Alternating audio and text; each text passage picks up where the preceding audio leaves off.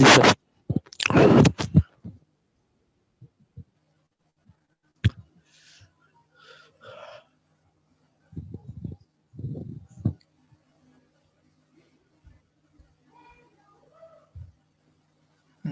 আমরা পড়বো renal system. শুরু করবো আর কি। রেনাল সিস্টেমের আজকে আমরা মেইনলি অ্যানাটমির দিকেই বেশি নজর দেবো, কারণ অ্যানাটমি না বুঝলে ফিজিওলজি অত ভালো ক্লিয়ার কাট হবে না তোমাদের কাছে। রেনাল সিস্টেম কি কি নিয়ে গঠিত সেটা আমরা একটা ছবির মাধ্যমে দেখি। রেনাল সিস্টেম মেইনলি শুরু হয় কিডনি দিয়ে। কিডনি থেকে দেখো পেলভিস আকারে একটা পাইপ বেরোয় আসছে। এই পাইপটার নাম হচ্ছে ইউরেটার। ইউরেটারের উপরের অংশের নাম হচ্ছে পেলভিস, রেনাল পেলভিস বলে। আর ইউরেটার নিচের দিকে এসে দেখো ইউরিনারি ব্লাডারে শেষ হচ্ছে। ইউরিনারি ব্লাডার থেকে ইউরেথ্রার মাধ্যমে প্রস্রাব বাইর হয়ে যায়। পুরুষের ক্ষেত্রে আর একটা অ্যাক্সেসরি অর্গান থাকে, নাম হচ্ছে প্রোস্টেট। এটা ইউরেথ্রার গোড়ায় থাকে। তা এই জিনিসগুলো নিয়ে আমাদের রেনাল সিস্টেম গঠিত। মূল জিনিসটা যেটা আমরা পড়বো সেটা হচ্ছে কিডনি। কিডনি অ্যানাটমি পড়ব এবং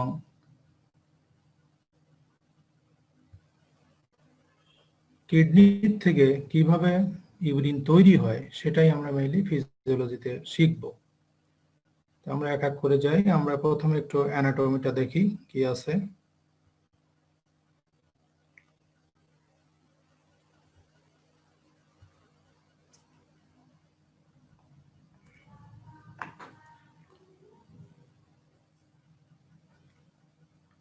The two kidneys lie on the posterior abdominal wall outside the peritoneal cavity.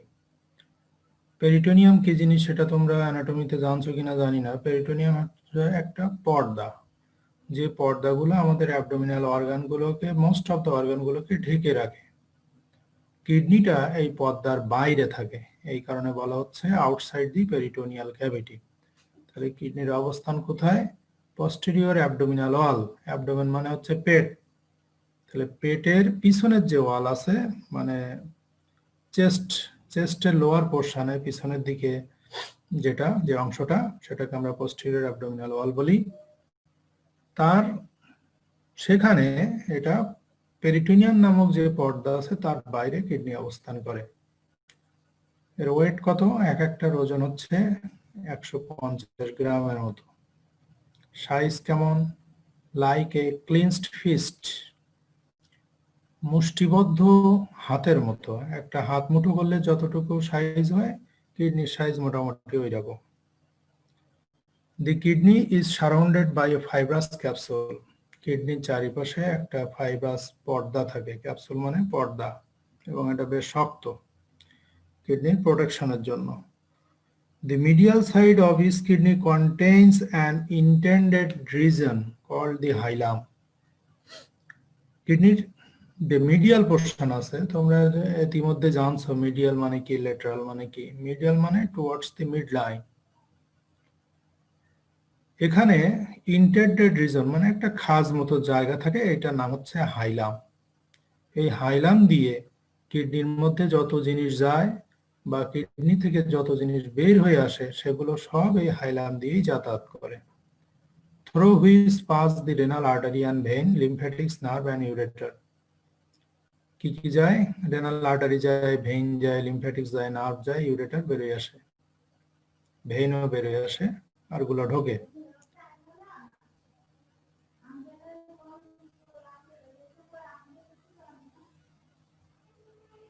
On bisection, two major regions can be visualized. কিডনিকে যদি আমরা আড়াআড়ি কাটি, তাহলে আমরা দুইটা পোর্শন দেখতে পাবো। একটা হচ্ছে আউটার কর্টেক্স আর একটা হচ্ছে ইনার মেডালা। প্রত্যেক অর্গানেরই মোটামুটি এই ধরনের দুইটা জিনিস থাকে, কর্টেক্স এন্ড মেডালা। কর্টেক্স থাকে বাইরের দিকে আর মেডালা থাকে ভিতরের দিকে। মেডুলা অফ দ্য কিডনি, আমরা একটা ছবি দেখি তাহলে জিনিসটা বুঝতে পারবো ভালো। তাহলে দুইটা পোর্শন পাওয়া যায়। বাইরের দিকে যে পোর্শনটা, এগুলো হচ্ছে কর্টেক্স একদম পুরা। আর যেগুলো পিরামিড আকৃতির, ওখান থেকে শুরু হয়ে একেবারে রেনাল পেলভিসের এ পর্যন্ত, এগুলো হচ্ছে রেনাল মেডালা। তাহলে আউটার কর্টেক্স এবং ইনার মেডালা। এখন মেডালার মধ্যে দেখো অনেক জিনিসপত্র থাকে। পিরামিডের মতো যেগুলো কি বলছি, এগুলো হচ্ছে রেনাল পিরামিড। দেখো ওখানে লেখা আছে base of the renal pyramid. তাহলে পুরাটাই হচ্ছে হার্ট শেপ বা পিরামিডের আকৃতি যে জিনিসগুলো, এগুলো হচ্ছে রেনাল পিরামিড নামে পরিচিত। এই পিরামিডগুলোর একটা বেজ আছে, একটা অ্যাপেক্স আছে। বেসটাকে বলা হচ্ছে রেনাল পিরামিড বেস, আর অ্যাপেক্সটার নাম হচ্ছে রেনাল প্যাপিলা।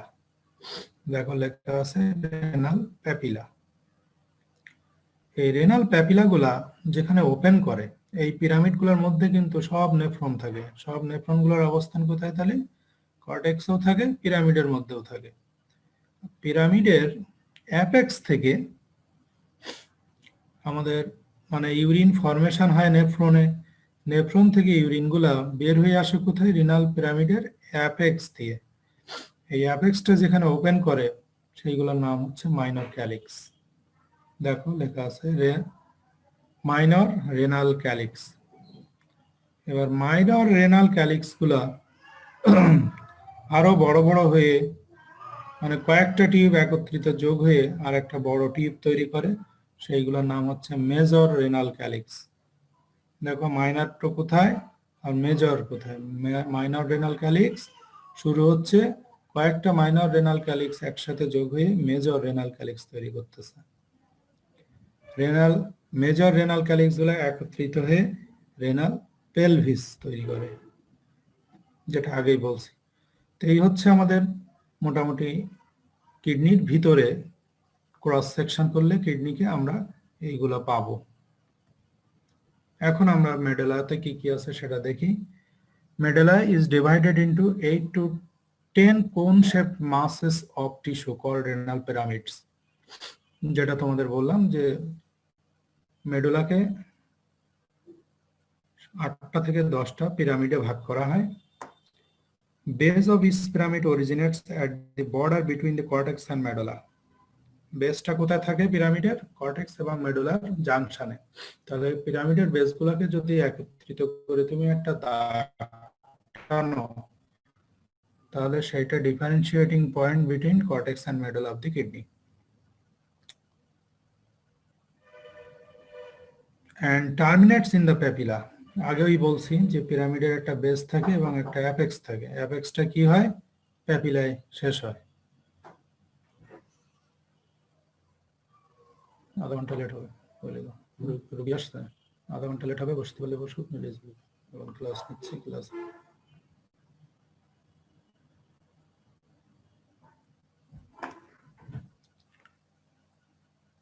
এই প্যাপিলাগুলো কি করে? Which projects into the space of renal pelvis. Renal পেলভিসের মধ্যে যে স্পেস আছে সেখানে ওপেন করে। তার আগে কিভাবে ডিভিশন হয়? মাইনর ক্যালিক্স এবং মেজর ক্যালিক্স। মেজর ক্যালিক্স গুলো একত্রিত হয়ে রেনাল পেলভিস তৈরি করে। যে funnel shaped continuation of the upper end of the ureter. এখানে বলা হচ্ছে ইউরেটারের যে আপার পোরশন আছে সেই আপার পোরশনের এটা একটা funnel shaped continuation. The outer border of the pelvis is divided into open-ended pouches called the major calyx. এরা উল্টার দিকে আবার চলে যাচ্ছে। দেখো এই পেলভিস গুলা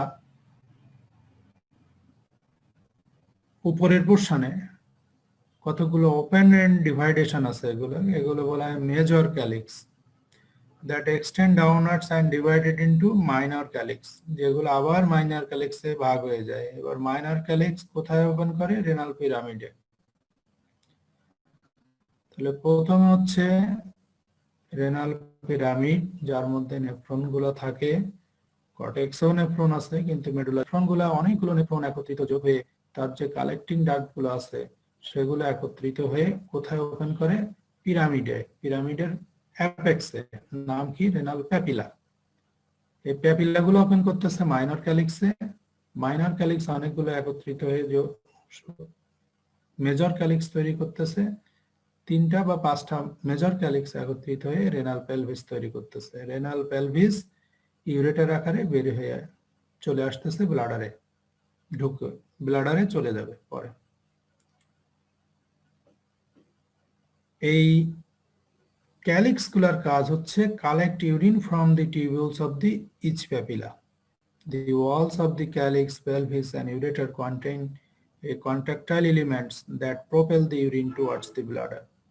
এই যে সমগ্র একটা পথ, এই পথে কিছু কন্ট্রাক্টাইল সংকুচিত হওয়ার জিনিস আছে, যে সংকুচিত হওয়ার সাবস্টেন্স গুলা ইউরিনকে কিডনি থেকে আস্তে আস্তে ব্লাডারের দিকে নিয়ে যায়। দেখো এই যে জিনিসটা বললাম মুখে, এটা ছবি আকারে দেওয়া আছে। রেনাল কর্টেক্স দেখো কোথায়, renal cortex, renal medulla, nephron medulla এবং কর্টেক্সের মধ্যে আছে। দুই পিরামিডের মাঝখানে জায়গাটার নাম হচ্ছে রেনাল কলাম। এবার ইউরিন ফরমেশন হয়ে আস্তে আস্তে দেখো ওই নেফ্রনে তৈরি হচ্ছে, কালেক্টিং ডাক্টে আসতেছে, প্যাপিলারি ডাক্টে আসতেছে, মাইনর ক্যালিক্সে আসতেছে, মেজর ক্যালিক্সে আসতেছে, হচ্ছে ইউরেটার থেকে ব্লাডারে চলে যাচ্ছে। এটা হচ্ছে পাথওয়ে অফ ইউরিন ড্রেনেজ। যে প্রস্রাব তৈরি হলো কোন কোন পথে, সেটা আমাদের ব্লাডারের মধ্যে আসবে।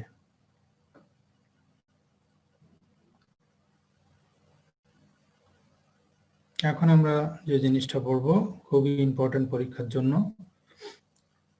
প্রস্রাব তৈরি হওয়ার বা ইউরিন ফরমেশনের যে একক তার নাম হচ্ছে নেফ্রন। তাহলে কিডনিরও এককের নাম কি? নেফ্রন।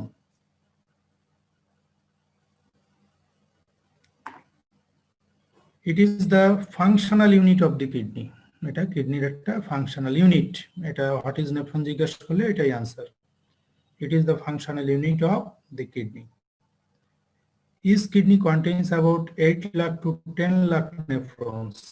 তাহলে একটা কিডনিতে কত, প্রায় 1 মিলিয়নের মতো নেফ্রন থাকে। The kidney cannot generate new nephron. এটা কিন্তু খুব ইম্পর্টেন্ট একটা কথা। কিডনি কিন্তু নতুন নেফ্রন আর তৈরি করতে পারে না। সৃষ্টিকর্তা জন্মের সময় যতগুলো নেফ্রন দিয়ে দিয়েছে তার বেশি নেফ্রন সে নতুন করে তৈরি করতে পারে না। এই কারণে বৃদ্ধ বয়সে নেফ্রন একবার নষ্ট হয়ে গেলে সেটা তৈরি হয় না, এবং বয়স যত বেশি হয়ে যায়, কিডনির যত্ন যদি না নেওয়া হয়, সেই সমস্ত লোকদের রেনাল ফেল করে, কিডনি ফেল করে। এখানে বলা হয়েছে পরেরতে দেখো, after the age of 40 the number of the functioning nephrons usually decreases about 10% every 10 years. 40 বছরের পরে যে নেফ্রনের সংখ্যা প্রতি বছর 1% করে, অর্থাৎ প্রতি 10 বছরে 10% করে কমে যায়। তাহলে যদি ঠিকমতো যত্ন না নাও, তাহলে 40-এর পরে কি হইল, আর 50 বছর যদি বাঁচে, মনে করবে কিডনির ফাংশন অর্ধেক হয়ে গেছে, এরপরে রেনাল ফেল করতে পারে। এই জন্য মানুষ সাধারণত 100 বা 100-এর পরে গেলে বিভিন্ন অর্গান ডিসফাংশনের কারণে মারা যায়, যেগুলোকে আমরা কি বলি, বার্ধক্যজনিত সমস্যা। Each nephron contains a network of branching and anastomosing glomerular capillaries called the glomerulus and a long tubule. তাহলে নেফ্রনের দুইটা পোরশন আছে, একটা হচ্ছে ক্যাপিলারির একটা নেটওয়ার্ক যেটাকে আমরা গ্লোমেরুলাস বলি, আর সেখান থেকে একটা টিউবিউল সিস্টেম চলে গেছে। তাহলে একটা হচ্ছে ফিল্ট্রেটিং পার্ট, নাম হচ্ছে গ্লোমেরুলাস, আর একটা হচ্ছে কালেক্টিং পার্ট, সেটার নাম হচ্ছে রেনাল টিউবিউল। এটা আমরা ছবিটা দেখি তাহলে বুঝতে পারবো। এই দেখো, এটা আমাদের একটা নেফ্রনের ছবি। এই নেফ্রনের সুন্দর করে ছবিটাকে দেখবা, তারপরে আমরা পরের স্লাইডে যাব।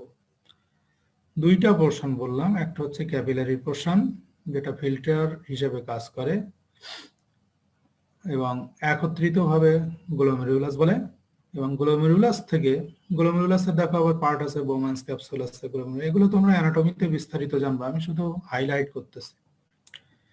গ্লোমেরুলাসের যে ক্যাপিলারি আছে এর আবার দুইটা পোরশন আছে, একটা হচ্ছে অ্যাফারেন্ট আর একটা হচ্ছে ইফারেন্ট। অ্যাফারেন্ট দিয়ে রক্ত যায় আর ইফারেন্ট দিয়ে রক্ত বের হয়ে আসে, অর্থাৎ ফিল্ট্রেশনের পরে যে রক্তটা বের হয়ে আসবে ইফারেন্ট আর্টারিওল দিয়ে বের হবে, আর যেটা ঢুকবে সেটা অ্যাফারেন্ট আর্টারিওল দিয়ে ঢুকবে। এবার ফিল্টারের পরে দেখো এটা চলে যাচ্ছে কোথায়, বোম্যান্স ক্যাপসুলে। বোম্যান্স ক্যাপসুল থেকে কি হচ্ছে, টিউবুলার সিস্টেম শুরু হলো। প্রথম পোর্শনের নাম হচ্ছে প্রক্সিমাল কনভলিউটেড টিউবিউল। এটা তোমরা ইন্টারে পড়ে আসছো, তাও আমরা আবার একটু হাইলাইট করব। প্রক্সিমাল কনভলিউটেড টিউবিউলের পরের পোর্শন হচ্ছে লুপ অফ হেনলি। এর কতগুলো পোর্শন আছে, একটা হচ্ছে ডিসেন্ডিং লিম আর একটা হচ্ছে অ্যাসেন্ডিং লিম। ডিসেন্ড মানে নামা, অ্যাসেন্ড মানে উপরে ওঠা। তাহলে যে লিমটা নিচে নামতেছে তার নাম হচ্ছে ডিসেন্ডিং লিম, এবং যে লিমটা উপরে উঠতেছে তার নাম হচ্ছে অ্যাসেন্ডিং লিম।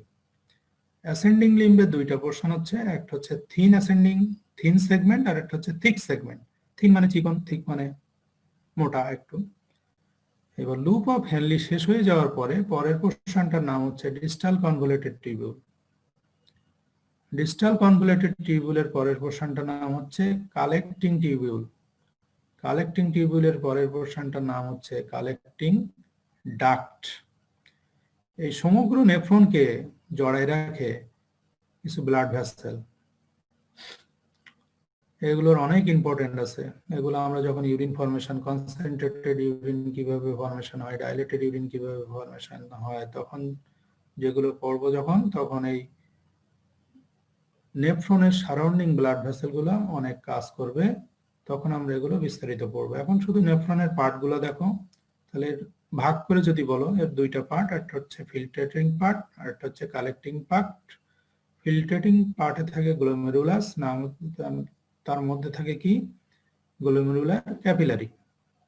গ্লোমেরুলাসকে আবৃত করে রাখে একটা কাপ মতো জিনিস, নাম হচ্ছে বোম্যান্স ক্যাপসুল। বোম্যান্স ক্যাপসুল থেকে আমাদের টিউবুলার পোর্শনটা শুরু হয়। প্রথম পোর্শনের নাম হচ্ছে প্রক্সিমাল কনভলিউটেড টিউবিউল, এর পোর্শনের পরেরটার নাম হচ্ছে লুপ অফ হেনলি, এর পরেরটার নাম হচ্ছে ডিস্টাল কনভলিউটেড টিউবিউল, এরপর কালেক্টিং টিউবিউল আর কালেক্টিং ডাক্ট। দেখো কর্টেক্সের দিকে সাধারণত গ্লোমেরুলাস গুলো থাকে, আর টিউবুলার পোর্শন গুলো মেইনলি মেডুলার দিকে থাকে।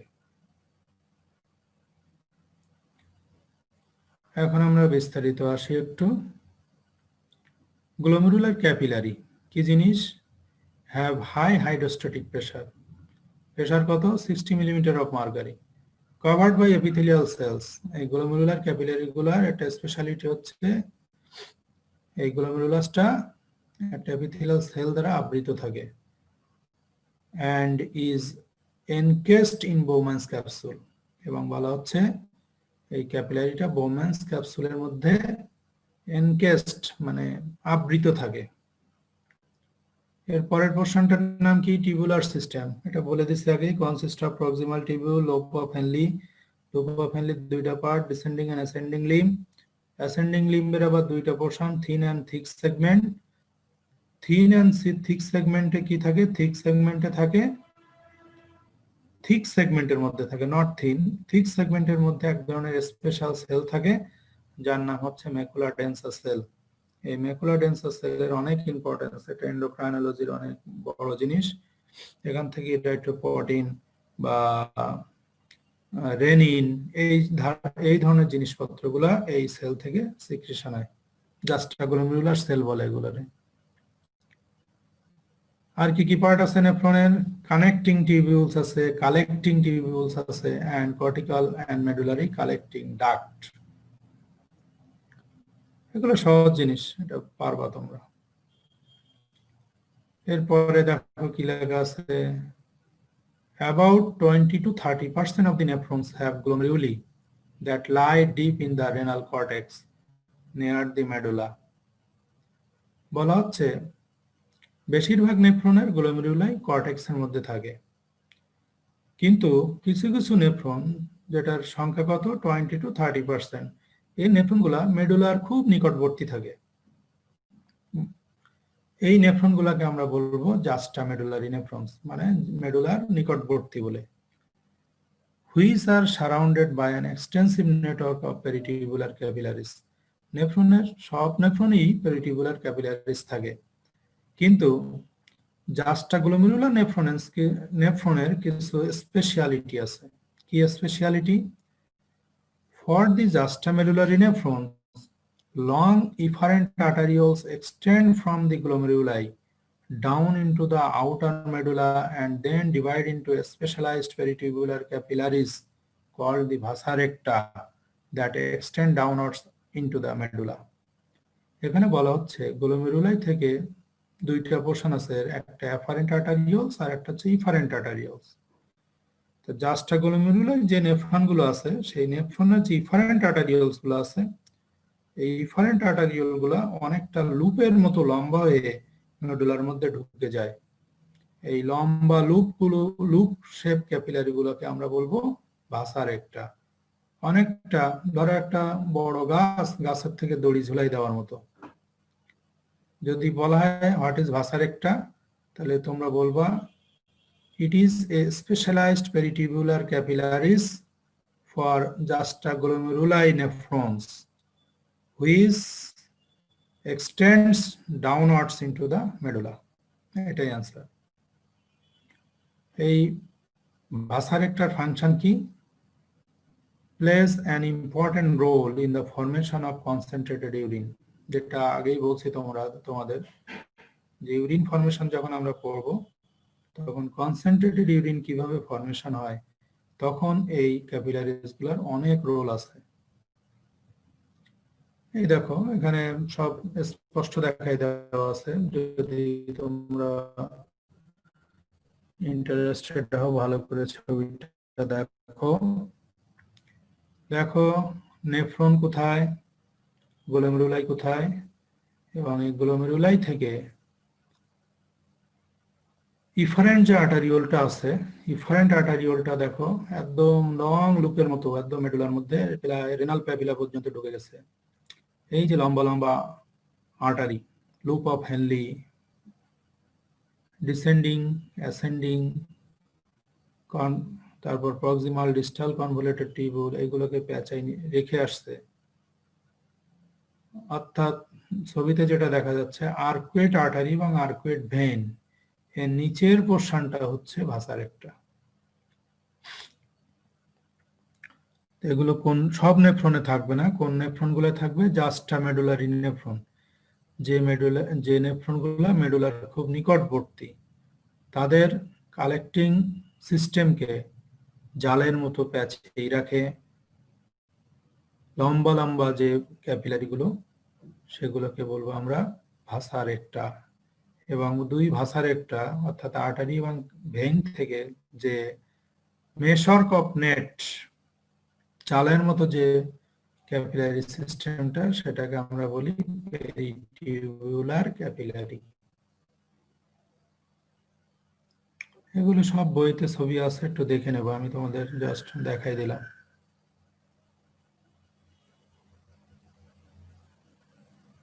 এখানে নেফ্রন সম্পর্কে আর একটু দেওয়া আছে। দেখো কিডনিকে ক্রস সেকশন করলে কেমন দেখা যায় বাম পাশে, এখান থেকে তীর চিহ্ন দিয়ে একটু কেটে নিছে, যেটাকে বড় করে দেখালে নেফ্রন গুলো কেমন করে থাকে দেখো।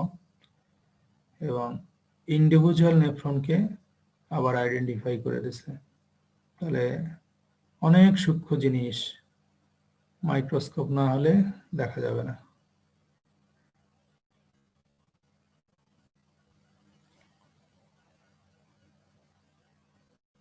এটা কিন্তু আমরা পরীক্ষায় ধরি, এটা গ্রস প্রশ্ন, যে ফাংশনস অফ দি কিডনি, কিডনির ফাংশন কি। এটা তোমরা সবাই জানো। যদি 1 নম্বর বলতে হয় তো বলবো স্যার কিডনির ফাংশন প্রস্রাব তৈরি করা, ফর্মেশন অফ ইউরিন। এখন ইউরিন ফর্মেশন হইলে বডির কি কি উপকার হয় সেটা আমরা এখন জানবো। তাহলে ফাংশন কি? Formation of urine. By forming urine kidney helps in, প্রস্রাব ফর্মেশনের মাধ্যমে কিডনি কি কি উপকার করতেছে। 1 নম্বর হচ্ছে excretion of metabolic waste products and foreign chemicals. কি কি ওয়েস্ট প্রোডাক্ট আছে এবং কেমিক্যাল কি কি আছে দেখো। This products include urea. Urea কোথা থেকে আসে? From the metabolism of amino acid. আর কি কি ওয়েস্ট প্রোডাক্ট কিডনি এক্সক্রিট করে? Creatinine from the muscle creatine থেকে তৈরি হয়, uric acid from the nucleic acid, end products of hemoglobin breakdown such as bilirubin, and metabolites of various hormones. They also eliminate most toxins and other foreign substances. এই জন্য আমরা বেশিরভাগ রোগীদের যাদের operation করতে হয় তাদেরকে দেখবো আমরা সিরাম ক্রিয়েটিনিনটা করাই, ব্লাড ইউরিয়া করাই। কেন করাই তাহলে বুঝতে পারছো? কিডনি ফাংশন জানার জন্য, যে তার কিডনি ভালো আছে কি নাই। যদি কোনো রোগীর ক্রিয়েটিনিন লেভেল বেশি থাকে বা ইউরিয়া লেভেল বেশি থাকে, তখন মনে করতে হবে ব্লাড থেকে পরিমাণ মতো ইউরিয়া বা ক্রিয়েটিনিন সে এক্সক্রিট করতে পারতেছে না, তাহলে তার কিডনি ফাংশন অবশ্যই কম আছে।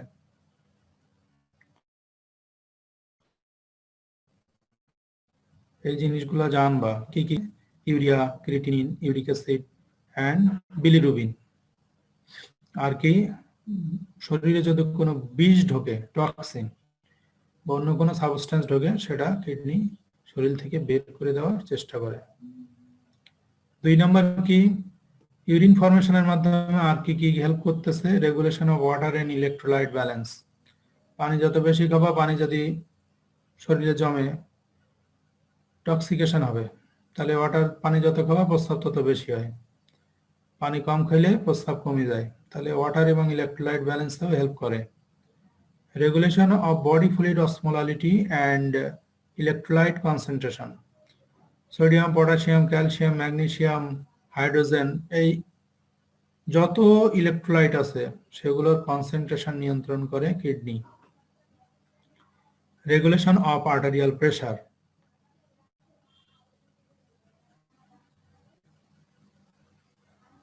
আর্টেরিয়াল ব্লাড প্রেসার নিয়ন্ত্রণ করে কিডনি। এটা আমরা ব্লাড প্রেসার যখন পড়ছিলাম তখন বলে দিছিলাম কিভাবে রেগুলেট করে।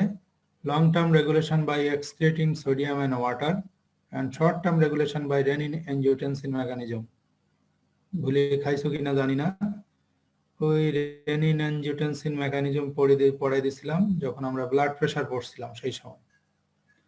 তাহলে এটা কি করে? আমাদের ব্লাড প্রেসার রেগুলেশনে হেল্প করে কিডনি।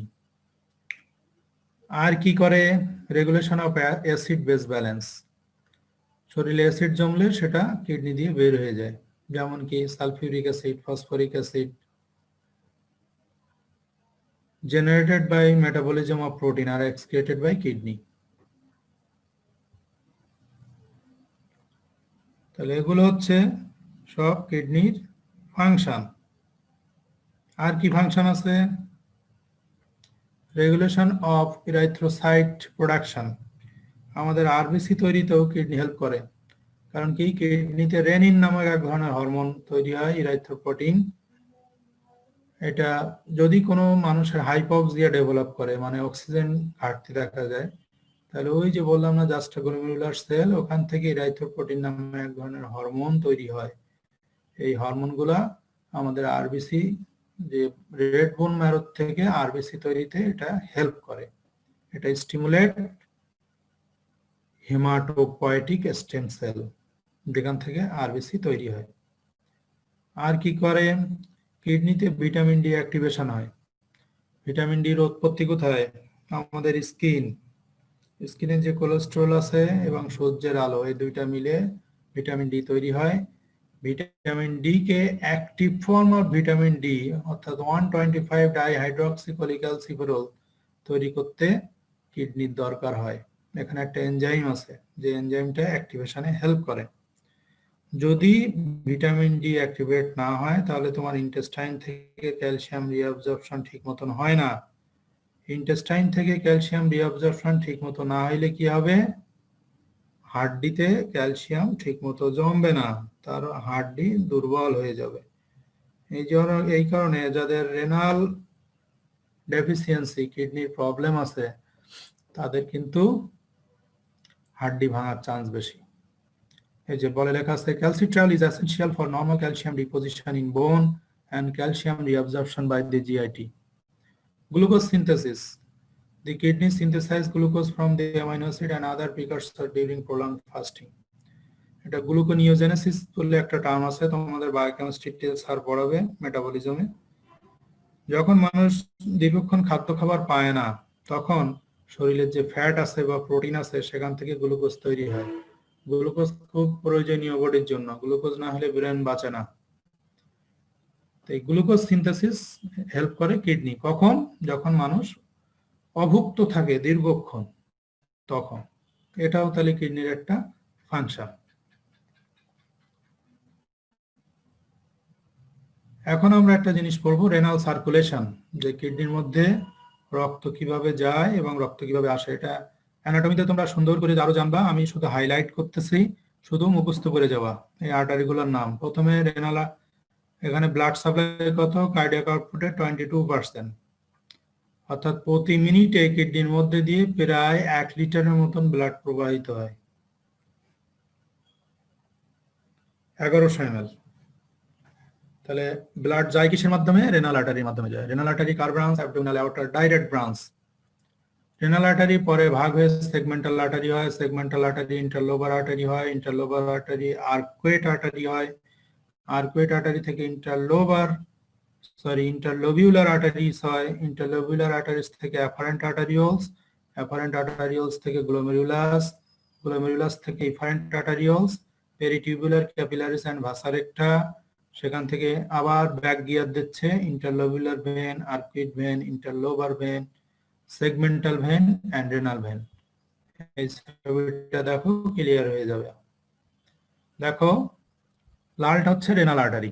রেনাল আর্টারি ঢুকলো, রেনাল আর্টারি ঢুকে এটা সেগমেন্টাল আর্টারি হবে, সেগমেন্টাল আর্টারি ব্রাঞ্চিং হয়ে ইন্টারলোবার আর্টারি হবে, ইন্টারলোবার আর্টারি ব্রাঞ্চিং হয়ে আর্কুয়েট আর্টারি হবে, আর্কুয়েট আর্টারি থেকে ব্রাঞ্চ বের হয়ে সেটাকে আমরা বলবো ইন্টারলোবিউলার আর্টারি, ইন্টারলোবিউলার আর্টারি থেকে অ্যাফারেন্ট আর্টারিওল হবে, অ্যাফারেন্ট আর্টারিওল গ্লোমেরুলাস তৈরি করবে, ইফারেন্ট আর্টারিওলের সাথে সংযুক্ত হয়ে গ্লোমেরুলাস থেকে ইফারেন্ট আর্টারিওল হিসেবে বের হয়ে আসবে, বের হয়ে এসে পেরিটিউবুলার ক্যাপিলারি তৈরি করবে, পেরিটিউবুলার ক্যাপিলারি থেকে আবার ব্যাকে চলে এসে কি হবে? Interlobular vein, arcuate vein, interlobar vein, ultimately renal vein হয়ে আমাদের ইনফেরিয়র ভেনা কাভায় ওপেন করবে।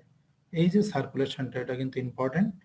এটা ফিজিওলজিতে অত না ধরলেও তোমাদের অ্যানাটমিতে অনেক কাজ দেবে, এটা কিন্তু খুবই ইম্পর্টেন্ট। রেনাল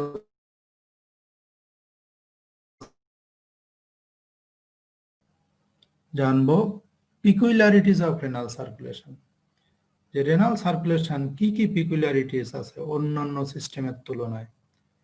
তাহলে অ্যানাটমিক্যাল কি কি পিকুলারিটিস আছে দেখো, presence of glomerular capillary, glomerular capillary অন্য কোনো অর্গানে নাই।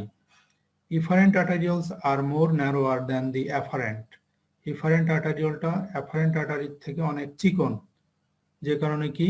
So glomerular pressure is high. বহির্মুখে যদি চাপ দিয়ে ধরো তাহলে তার প্রেসার অবশ্যই বেড়ে যাবে। হ্যাভ টু ক্যাপিলারি বেড, কি কি আছে? Glomerular capillary for filtration and peritubular capillary for reabsorption. Presence of vasa recta, ভাসা রেক্টা আছে, এই অন্য কোনো অর্গানে ভাসা রেক্টা নাই, সুতরাং এটাও একটা পিকুলারিটিস। পিকুলারিটিস মানে কি? ব্যতিক্রম। ভাসা রেক্টাটা কেমন? Forms U shaped loop. Functional কি কি পিকুলারিটিস আছে? এটার blood flow is high, high blood flow. High blood flow হওয়ার কারণে কি সুবিধা? Helps to clear waste product very rapidly, waste product যেগুলো আছে খুব র্যাপিডলি এটা ডিসকার্ড করে দেয়। High pressure capillary bed, uneven blood distribution, cortex 80%, মেডুলায় 20%। অন্যান্য ক্ষেত্রে মেডুলায় বেশি থাকে, কিন্তু রেনালে কর্টেক্সে ব্লাড সাপ্লাই বেশি। The arteriovenous difference in blood oxygen content is low in renal blood vessel. আর্টারিতেও যেমন অক্সিজেন থাকে, ভেনাসও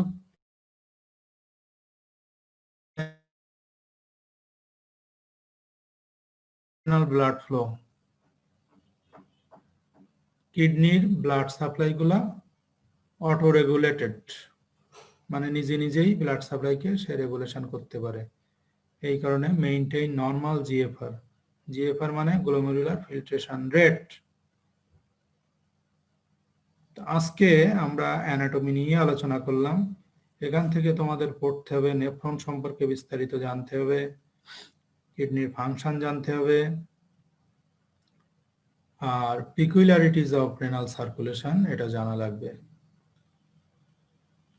আগামী দিন আমরা পড়ব ইউরিন ফর্মেশন কিভাবে হয় সেটা জানবো। তোমরা অ্যানাটমিটা এই সপ্তাহে ভালো করে পড়ো, তাহলে আগামী ক্লাসটা